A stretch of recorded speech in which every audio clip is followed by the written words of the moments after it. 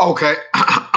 More random thoughts, more things to say, a few things to say. So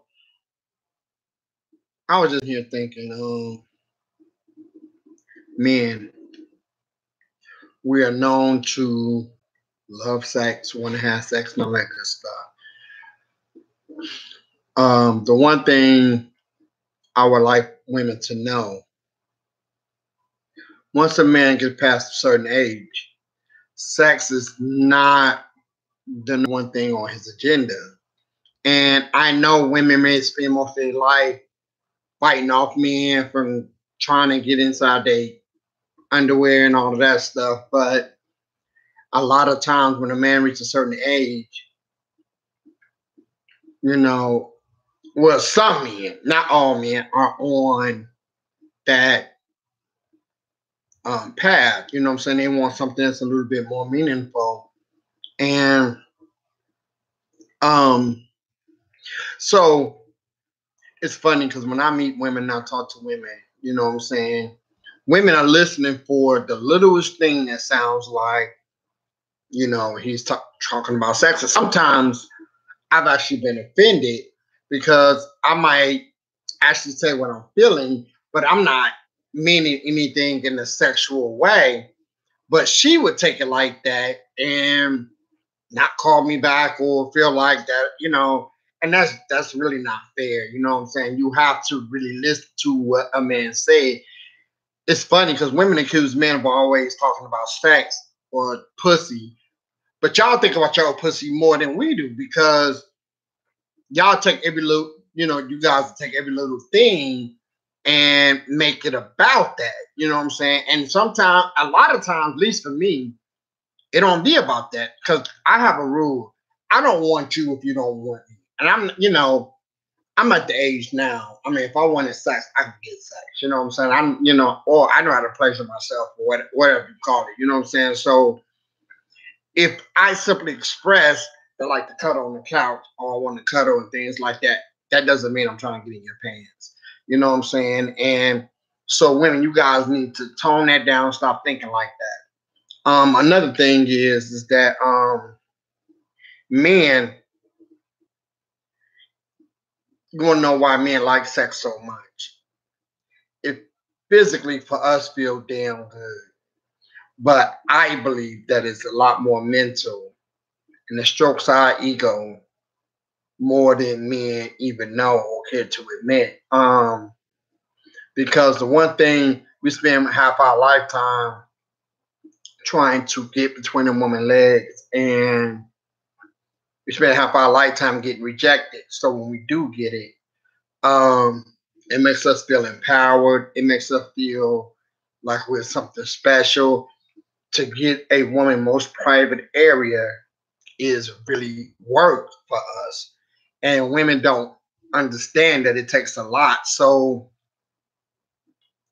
where it may appear that it's all we want, no, we probably have been turned down a million times. And, you know, it's like again, if you got a lion in the jungle, a lion probably gonna hunt 4 or 5 times a day before he catch that one meal. Or maybe even 4 or 5 times in a week before he only probably have one meal a week.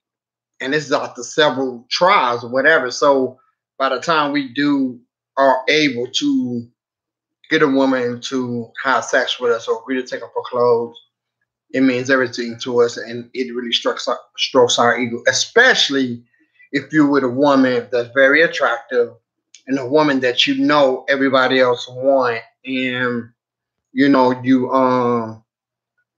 have the privilege. You've been given the privilege to be able to do that. So it does a lot for us up here. And so the whole little player thing, dudes screwing 3 or 4 women, it just really strokes their ego up here, and it really has very little to do physically. It has, in my opinion, it has more to do up here, But having sex on the first day can be good and it can be bad. It just depends on how it happens. I am one that believes that if chemistry is there and it happens, it just happens. And I think, being a free spirit, can move to just connect with somebody like that. I personally look at women a certain way when something like that was to happen. But you know the difference between that woman and the woman that is just a little, I guess, loose. You know, give you an example. I was talking to this girl on the phone, maybe I don't know, maybe a couple of months ago or whatever, and she was telling me the work she did. She was telling me that she was a housekeeper, how tired she be, how many hours she work, and how she stand with her relative and sleeping on the couch, and how uncomfortable the couch is or whatever. And now I was like, well, you know, you can come over here and lay down. I got a pretty nice bed, comfortable, huge. But, and I actually said to her, and I don't mean on no bullshit level. I'm not trying to, get with you. I try to be very, very respectful with women. I said, because I've been there. I've slept on couches. I've been there. I said, it's quiet over here. And if you want to lay down, for a couple hours, and I said I come sit on the couch, watch TV or something. And I actually said that, I'm not, trying to,